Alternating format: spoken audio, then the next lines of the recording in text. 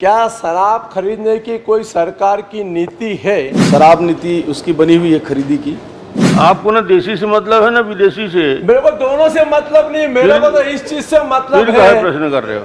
सब नीतियां आपकी सरकार के द्वारा बनाई गई। यार अभी आप तक तो पहुंचा ही नहीं हूँ मैं, आप घबरा क्यों? माननीय अध्यक्ष महोदय, 2013 से जांच हो जाए ना, जब शराब नीति बनी थी। मैं कहाँ मना कर, जब शराब नीति बनी थी इस पर काम हुआ 2018 के बाद। छत्तीसगढ़ के राजस्व के ऊपर नुकसान करता रहा, वो आज भी छत्तीसगढ़ के अंदर काम कर रहे हैं। क्या प्लेसमेंट एजेंसी के खिलाफ में कार्रवाई करेंगे? ना रहेगा बांस ना बजेगी बांसुरी, रहने दीजिए। छत्तीसगढ़ को अरे काय को चिंता कर रहे हो यार, आप अरे नहीं उसमें। अरे प्रश्नकाल खत्म। अध्यक्ष महोदय, दूसरे मुद्दे भी है। मंत्री से कुछ बुलवाया नहीं जा सकता। जो बोल रहे हैं वही अंतिम उत्तर होता है। क्या जांच नहीं होगी?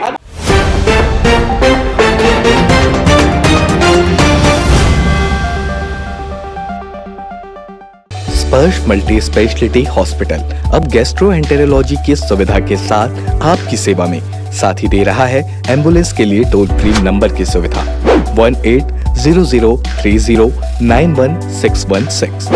राजेश जी, सम्मानीय अध्यक्ष महोदय, मेरा प्रश्न थोड़ा विस्तार से है और माननीय मंत्री जी ने विस्तार से उसका उत्तर भी दिया। लगभग 700 पेज का उत्तर आया है। मैं स्पेसिफिक प्रश्न पूछ रहा हूं आपसे, क्या शराब खरीदने की कोई सरकार की नीति है? यह स्पष्ट कर दे किस नीति के आधार पर सरकार पार्टियों से आप खरीदती है जो शराब की पूर्ति करते हैं। शराब खरीदने की नीति यदि है तो बता दें। माननीय अध्यक्ष महोदय, सरकार छत्तीसगढ़ में शराब नीति उसकी बनी हुई है खरीदी की। उस नीति के तहत सरकार खरीदती है, साथ ही मांग एवं बिक्री के अनुसार मदिरा दुकानों के लिए खरीदी जाती है। मैंने अध्यक्ष महोदय नीति पूछी, क्या आप टेंडर आमंत्रित करते हो? क्या आप कोटेशन आमंत्रित करते हो? क्या राष्ट्रीय स्तर पर करते हो कि प्रदेश स्तर पर करते हो? क्या वह व्यक्ति कौन सप्लाई कर सकता है, किसका टर्नओवर कितना है, यही तो मैं पूछ रहा। नीति क्या है? रेट ऑफर एवं टेंडर के माध्यम से खरीदी की जाए। टेंडर के माध्यम से। सम्मानीय अध्यक्ष महोदय, मेरे प्रश्न के उत्तर में ही आपने कहा, तो क्या राष्ट्रीय स्तर पर, अंतर्राष्ट्रीय स्तर पर क्या पेपर में विज्ञापन होकर के छपा, उसका टेंडर आमंत्रित हुआ? तो कितने फर्मों ने 2019 और 2020 और 2021 और 2022 में आपने बताया, ठीक? तो कुल छत्तीसगढ़ में 3 ही खाली लोग आए आज तक। यानी ये चिंता का विषय, देश में डिस्टिलरी कितनी है, वो खाली 3 ही लोग छत्तीसगढ़ में सप्लाई करते रहे, और उसमें देसी मदिरा और विदेशी मदिरा दोनों का टेंडर कब कब आमंत्रित किया और कितनी फर्मों ने उसमें भागीदारी निभाई, जरा ये बता दें।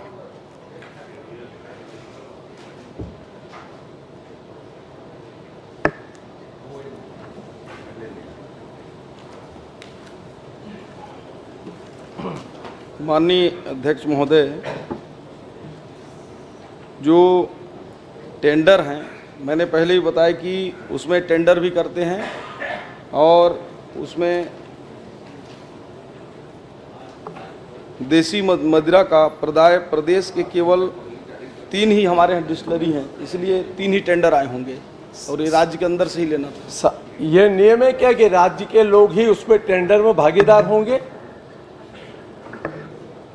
जब पूरे प्रदेश के अंदर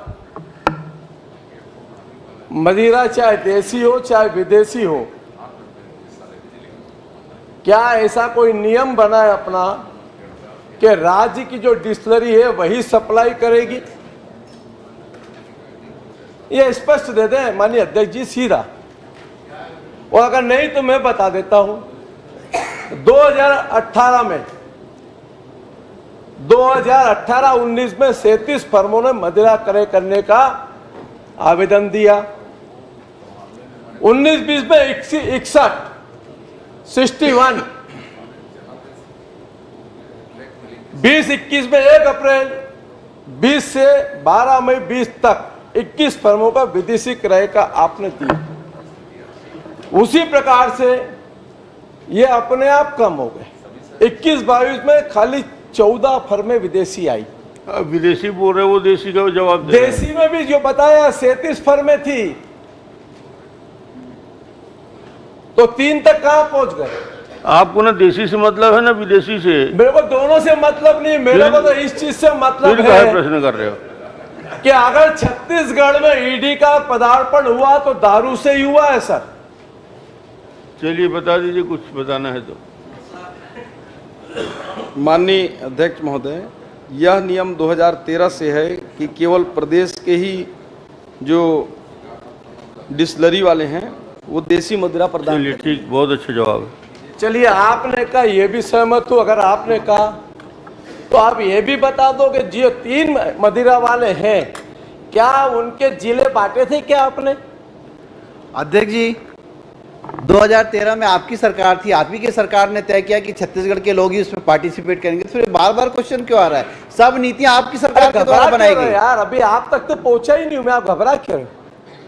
मंत्री जी को उत्तर दे। मैं तो सीधा पूछ रहा हूं कि क्या जो पॉलिसी आपने कहा कि छत्तीसगढ़ के लोग ही डिस्टिलरी वाले उस पर पार्टिसिपेट करेंगे, एग्री, नो प्रॉब्लम।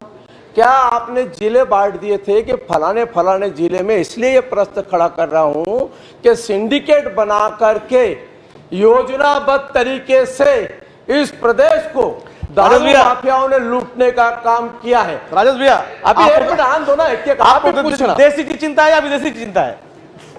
मैं ना देसी हूं ना विदेशी हूं, मैं तो छत्तीसगढ़ में रहता हूं, छत्तीसगढ़ की चिंता करता हूं। माननीय अध्यक्ष महोदय, जो सप्लाई का एरिया है, जिलों को 8 जोन में बांटकर सप्लाई किया जाता था माननीय अध्यक्ष महोदय, और उसके आधार पर 3 ही दुकान होने की वजह से निश्चित रूप से कुछ जोन में उसमें आए होंगे। ठीक है, मेरे को आश्चर्य लग रहा है अध्यक्ष महोदय। आखिरी प्रश्न नहीं, आखिरी प्रश्न, इतना बड़ा प्रदेश का महत्वपूर्ण प्रश्न पूछ रहा हूं। आपने टेंडर के अंदर क्या जिला वाइज टेंडर बुलाया था? आपने प्रदेश में मदिरा सप्लाई करने के लिए टेंडर आमंत्रित किया, और जब प्रदेश में मदिरा सप्लाई करने के लिए आपने टेंडर आमंत्रित किया, उसमें 3 लोगों ने पार्टिसिपेट किया जिनकी डिस्टिलरी यहाँ है, तो क्या 5 साल तक एक व्यक्ति, एक डिस्टिलरी वाला एक जिले में सप्लाई करेगा, दूसरा व्यक्ति दूसरे जिले में सप्लाई करेगा, तीसरा व्यक्ति तीसरे जिले? मैं नाम नहीं लूंगा किसी डिस्टिलरी वाले का। यह पॉलिसी के ऊपर प्रश्नवाचक चिन्ह है अध्यक्ष महोदय, मैं खाली उस पर ही बात करूंगा। तो यह प्रदेश का बहुत महत्वपूर्ण प्रश्न है, और मेरा प्रश्न 4 किस्तों में अध्यक्ष महोदय। पहला खाली प्रश्न अभी चालू हुआ है कि क्या एजेंसी किसने सप्लाई की, कहां तक की?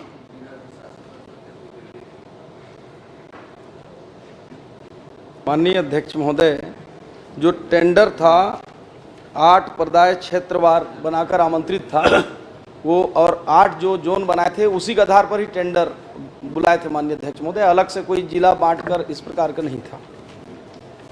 यही तो प्रश्न अध्यक्ष महोदय। बालोद जिले में ठीक 5 साल तक एक ही कंपनी सप्लाई, छत्तीसगढ़ डिस्टिलरी,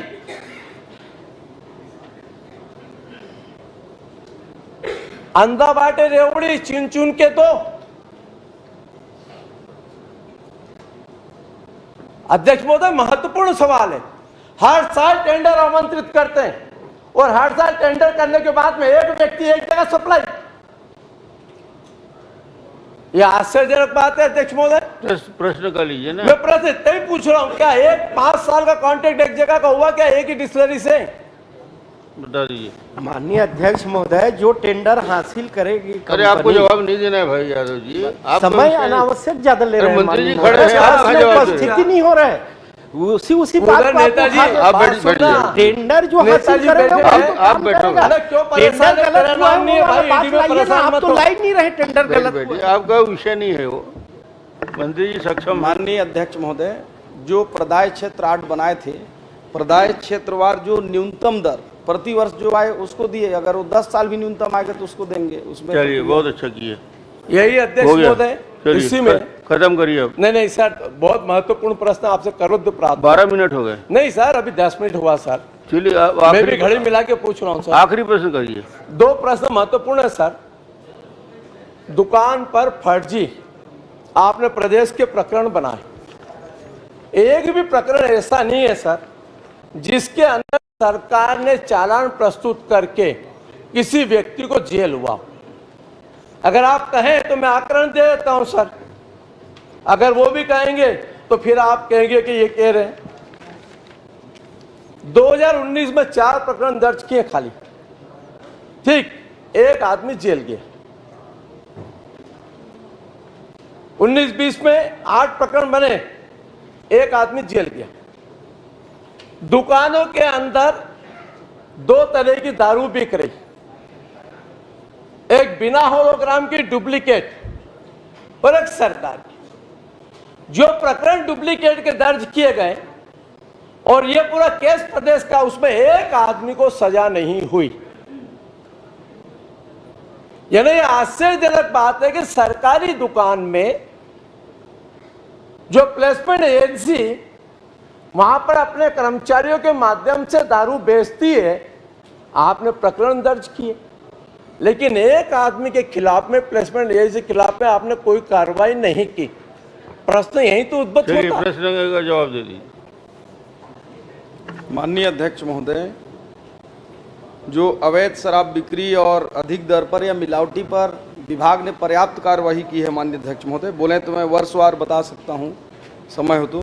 दुकानों में कार्यरत कर्मचारियों के विरुद्ध जो है FIR भी किया गया है, जेल दाखिले की भी कार्रवाई हुई है। चूंकि न्यायालयीन प्रक्रिया है माननीय अध्यक्ष महोदय, उस पर माननीय अध्यक्ष महोदय, हो गया। माननीय अध्यक्ष महोदय, ये प्रश्न का उत्तर नहीं है अध्यक्ष महोदय। नहीं, ठीक है। अगर शासकीय दुकान के अंदर अवैध दारू बेच दे कोई व्यक्ति आकर के, उस सरकार की प्लेसमेंट एजेंसी के खिलाफ में आप कोई कार्रवाई नहीं करेंगे, इससे बड़ा दुर्भाग्य क्या हो सकता है छत्तीसगढ़ का अध्यक्ष महोदय। राजस्व की प्राप्ति के चक्कर में 2 नंबर का राजस्व, और जिन जिन लोगों ने, आपने कहा प्रकरण मैं गिना देता हूं, 5 सालों में मिलावटी शराब के 157 प्रकरण बने, 2 आदमी, 157 प्रकरण, 2 आदमी। प्रदेश में 568 दुकानों में, प्रदेश में 568 दुकानों में रेट से ज्यादा कीमत पर दारू बेची गई। आपने क्या किया? 5 प्रकरण बनाए, एक को नहीं कुछ। यानी यह आश्चर्य है कि सरकार की दुकान में डाका डाल के चले जाए और सरकार हाथ में हाथ धरी बैठी रहे। इससे बड़ा दुर्भाग्य छत्तीसगढ़ और कुछ नहीं हो सकता है। यह चिंता का विषय कि सरकार के राजस्व की जो हानि हुई है, अभी वो नहीं पूछा हूं अध्यक्ष महोदय। 2020-21 में राजस्व की हानि हुई है पूरी। अरे वो सरकार का राजस्व हानि हुआ है। वसूली मास्टर लोग बैठे थे भैया, वो लोग सब किए हैं। नहीं, मेरा निवेदन है वही हुआ। कि अगर ये प्रकरण में जो भी दोषी है, जो भी वसूली प्लेसमेंट एजेंसी से लेकर के, वो मिलेगा भी नहीं। जो लोग वसूली, ये माननीय मुख्यमंत्री का विभाग है। मैं माननीय मंत्री जी अभी बोल रहे हैं, मैं आपसे आग्रह करूंगा, क्या इसकी आप जांच कराएंगे? माननीय अध्यक्ष महोदय, जैसा कि अभी इसमें 2 बात हैं, वो जांच वाला भी बताऊंगा कराएंगे कि नहीं। इससे पहले अधिक दर पर बेचने वाले माननीय सदस्य ने जो संख्या आंकड़ा बता रहे थे माननीय अध्यक्ष महोदय, वो सही नहीं है। हमने पर्याप्त तो इसमें केस दर्ज किया है। 2019-20 में 500 केस बनाए, उसमें से 574 लोगों को सेवा से पृथक किया है माननीय अध्यक्ष महोदय। उसी प्रकार से ये 500 लोग कौन है सेवा से पृथक होने वाले, जरा वही बता दो आप मेरे को, अगर आपके पास जानकारी है तो। प्लेसमेंट एजेंसी के माध्यम से जिनको क्या रखे अगर थे, 500 लोग प्लेसमेंट एजेंसी के, जो एजेंसी पूरे छत्तीसगढ़ में संचालित कर रही है, उसके 500 कर्मचारी अगर बदमाशी कर रहे हैं, तो क्या उस एजेंसी को ब्लैकलिस्ट होना चाहिए कि नहीं होना चाहिए? उसके खिलाफ कार्रवाई होना चाहिए कि नहीं होना चाहिए? प्रश्न तो यही खड़ा होगा अध्यक्ष महोदय। मैं सीधा साधा पूछ रहा हूं जिन लोगों ने छत्तीसगढ़ के राजस्व पे डाका डाला, जिन लोगों ने योजनाबद्ध तरीके से छत्तीसगढ़ को लूटा, क्या उनके खिलाफ कार्रवाई करेंगे? यदि शिकायत है तो कोई कार्रवाई करेंगे। माननीय अध्यक्ष महोदय, इसमें आजकल राजस्व और एसपी द्वारा इसकी जांच कराई जा रही है। चलिए, अब इससे बड़ा जांच तो जांच हो रही है, बोल रहे हैं जांच हो रही है। नहीं अध्यक्ष महोदय, ईडी अपना काम कर रही है। एसीबी भी जांच ये अपन लोग खाली एसीबी भी बोल जांच करके कर रही है। मुक्त हो जाएंगे कि ईडी जांच कर रही है। मेरे एक महादेव के अंदर भी बोल दिया ईडी जांच कर रही है।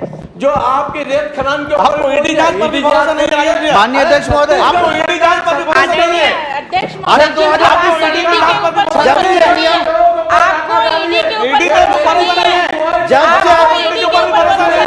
क्या आप इसको नहीं 13 से संज्ञान माननीय अध्यक्ष महोदय 2013 से नीति बनी है, तब से जांच हो जाए। आप एक बार बोल दीजिए 2013 से ये नीति बनी है, शराब नीति, तब से जांच ईडी भी और एसीबी भी जांच कर रही है। 2013 से नीति बनी है, 2013 से जांच हो जाए। चिंता कर रहे हैं तो चलिए, जिन लोग अध्यक्ष जांच महोदय- होना चाहिए, निश्चित रूप से जांच होना चाहिए। एक मिनट अध्यक्ष महोदय, प्लेसमेंट एजेंसी ने अपने कर्मचारियों के माध्यम से डबल रेट में, कम रेट में दुकानों में माल बेचा, डुप्लीकेट माल खपाया।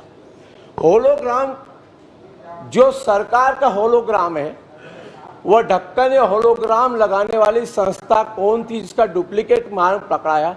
एक भी प्रकरण दर्ज नहीं हुआ। आप 500 लोगों को निकालने की बात कर रहे हैं।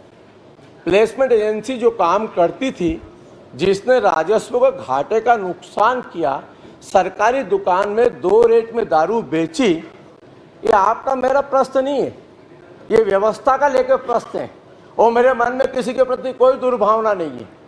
मेरा सीधा सीधा छत्तीसगढ़ के राजस्व के ऊपर योजनाबद्ध तरीके से लोगों ने मिलकर के अगर डाका डाला है, तो ऐसे लोगों को पनिशमेंट मिलना चाहिए कि नहीं मिलना चाहिए, इस चाहे सत्ता पक्ष हो चाहे विपक्ष हो। 2013 से जांच हो जाए ना, जब शराब नीति बनी थी। मैं कहा मना कर, जब शराब नीति बनी थी, मेरी जिस बात पर सुनिए। काम हुआ 2018 के मैं बाद। सबसे- भैया मैं सीधा पूछ रहा, जब प्रकरण आया 2013 से सीधा- करवाने के लिए एक ठो ध्यानाकर्षण कर ले आओ, कहाँ बीच में प्रश्न करने दो ना। 13 से 28 2003 2000 से करवा लो। कौन क्या प्लेसमेंट एजेंसी आज भी वर्तमान में वह काम कर रही है? एक प्रश्न सीधा, चलिए आखिरी बता दीजिए। आखिरी एक प्रश्न उत्तर दे दो मेरे को, क्या वह प्लेसमेंट एजेंसी आज भी काम कर रही है? जी हाँ, कर तो रही है। जब इतना बड़ा अध्यक्ष महोदय, यही तो प्रश्न है, यही प्रश्न है कि जो व्यक्ति लगातार डाका डालते रहा, छत्तीसगढ़ के राजस्व के ऊपर नुकसान करता रहा, वो आज भी छत्तीसगढ़ के अंदर काम कर रहे हैं। क्या प्लेसमेंट एजेंसी के खिलाफ में कार्रवाई करेंगे? इतना ही प्रश्न मेरा बस। माननीय अध्यक्ष महोदय, पहले ही पर्याप्त कार्यवाही इस पर हुई है। सेल्समैन, उसके चीफ सेल्समैन, मल्टीपर्पज वर्कर, इसके साथ 30 से ज़्यादा जो विभागीय अधिकारी हैं, उनके ऊपर एसबी ने एफआईआर दर्ज की है माननीय अध्यक्ष महोदय, और इस पर और अभी जांच चल रही है। इसमें जो जो दोषी होंगे कोई नहीं बचेगा माननीय अध्यक्ष। अध्यक्ष महोदय, मैंने सीधा प्रश्न पूछा, मैं और कुछ पूछ ही नहीं रहा हूं। हो गया मैं भाई। कार्रवाई, आपने 700 पन्ने का उत्तर दिया है, मैं कल रात से पढ़ रहा हूं उसको, है ना। मैं पढ़ते पढ़ते वो हो गया। मैं इतना ही पूछ रहा हूं, जो प्लेसमेंट एजेंसी ने, सीधा प्रश्न, जिस प्लेसमेंट एजेंसी ने सरकार के राजस्व पे डाका डाला, क्या उस प्लेसमेंट एजेंसी के खिलाफ में कार्रवाई करेंगे? सीधा सीधा है, क्या उसके खिलाफ में एफआईआर दर्ज करेंगे? स्पेशल है ये सर, वो भ्रष्टाचार किसने किया मैं उस पर नहीं क्या कोई इरादा है प्लेसमेंट एजेंसी खिलाफ कार्रवाई करने का? सीधा सीधा एक लाइन। बैठ जाइए आप। उसमें प्लेसमेंट एजेंसी ने अपने नीचे के कर्मचारियों को बचाने का प्रयास नहीं किया है, उसने पर्याप्त उसमें फेरबदल किया है माननीय अध्यक्ष महोदय। और माननीय अध्यक्ष महोदय, एक प्रश्न। आप प्लेसमेंट एजेंसी के पक्ष में बात कर रहे हैं। आप प्लेसमेंट तो आश्चर्यजनक है अध्यक्ष महोदय। आप प्लेसमेंट एजेंसी के किसी भी चीज ना रहेगा बांस ना बजेगी बांसुरी, रहने दीजिए। और जिसके लिए हमने लंबी लड़ाई लड़ी, आज जांच का विषय आ रहा है। माननीय अध्यक्ष महोदय, सीबीआई की जांच करा देनी चाहिए। और इसमें सीबीआई की जांच करा देनी चाहिए।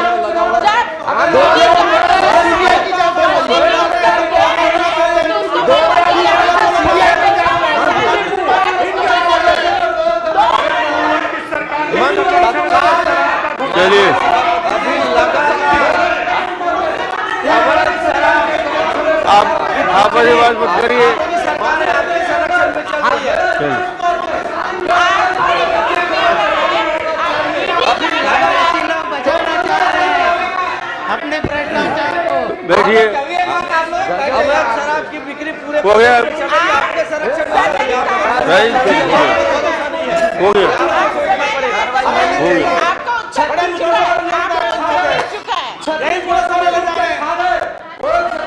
चलिए हो गया,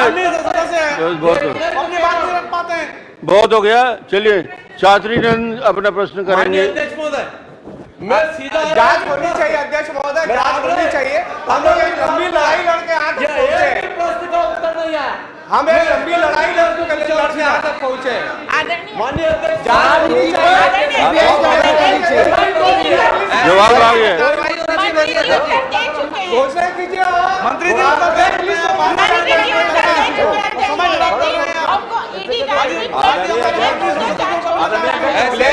चलिए बैठिए बैठिए, और कड़ी कार्रवाई होनी चाहिए, FIR होना चाहिए उस पे। एक बैठिए होना चाहिए प्लेसमेंट एजेंसी को। बैठिए बैठिए, आप बैठिए तो हम लोग यहाँ तक पहुंचे सदन बैठिए। तक। आप लोग भी छत्तीसगढ़ को बैठिए। रुकने नहीं देंगे बैठिए। आपके माध्यम से। बैठिए, आप भी बैठिए। छत्तीसगढ़ को रुकने अरे नहीं सिन्हा जी, देंगे। चलिए बैठिए। अरे हो गया राजेश जी, कुछ बोलना चाहेंगे क्या? आदरणीय अध्यक्ष महोदय, एक मिनट। वैसे माननीय अध्यक्ष महोदय, माननीय सदस्य मेरी बात को सुन लें। उसमें जांच चल रही है और जांच में यदि अनियमितता पाई जाएगी तो उसके खिलाफ आपराधिक प्रकरण भी बस दर्ज जो देंगे उसको भी दर्ज कार्रवाई हुई और आप लोग जांच चल रही है। माननीय अध्यक्ष महोदय, टेंडर भी जारी है। एक मिनट सीधा, एक प्रश्न सीधा। जो वर्तमान एजेंसी थी जिसने प्लेसमेंट एजेंसी के अंदर आदमी सप्लाई किए, उसकी अनियमितताओं को लेकर के जांच करेंगे क्या? इतना तो प्रश्न माननीय पूछा। अध्यक्ष महोदय, आपने चातुर्य का अगला प्रश्न इतना बोल ही दिया, उसके बाद ही बोले जा रहे हैं। अरे काय को चिंता कर रहे हो यार, आप अरे नहीं हो उसमें। अरे प्रश्नकाल खत्म। आदरणीय अध्यक्ष महोदय, दूसरे मुद्दे भी है। अध्यक्ष महोदय, चलिए। आगे बैठिए बैठिए आगे बढ़ बैठिए बैठिए उनका नाम आ गया। बैठिए। आदरणीय अध्यक्ष महोदय, प्लेसमेंट एजेंसी के बैठिए। पक्ष में बात कर रहे हैं, बड़ा आश्चर्यचकित है। बैठिए। एक लाइन का 15 मिनट से ऊपर हो गया एक प्रश्न सर, को। 1 मिनट का उत्तर है। इस प्रदेश में, पूरे देश में चर्चित घोटाला, दारू घोटाला, जो मंत्री जवाब दे दिए। कुछ नहीं। मंत्री तय बोल देना। मंत्री से कुछ बुलवाया नहीं जा सकता। जो बोल रहे हैं वही अंतिम उत्तर होता यही है क्या? है। बस बोला राम जी। तो मंत्री जी, ये मान रहे हैं हम लोग कि यही आपका अंतिम उत्तर है। आप मंत्री जी को दबाव डाल क्या जांच नहीं होगी? बोला राम जी। प्लेसमेंट एजेंसी को ब्लैकलिस्ट नहीं किया जाएगा। बहुत हो गया। क्या करेगा? नहीं होगा। क्या ब्लैकलिस्ट नहीं किया जाएगा? माननीय मंत्री जी से कार्रवाई होनी चाहिए।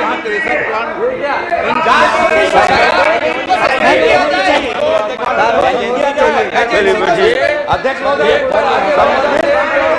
बढ़ गए। धर्म जी बैठिए बैठिए बैठिए। आप लोग बैठिए, सब बैठ जाइए। माननीय सदस्यों को इसमें ऐसा लग रहा है कि बड़ी गड़बड़ी हुई है, तो प्लेसमेंट एजेंसी की जांच कराने की घोषणा की जाए। बस चलिए, बोला राम जी। अब हो गया भाई, ज्यादा प्रश्न। माननीय अध्यक्ष महोदय, खुश है तो फिर खुशी मना ले, छोटा बड़ा केक मंगा ले, संगम में मिलता है बढ़िया केक, संगम में मिलता है बढ़िया केक।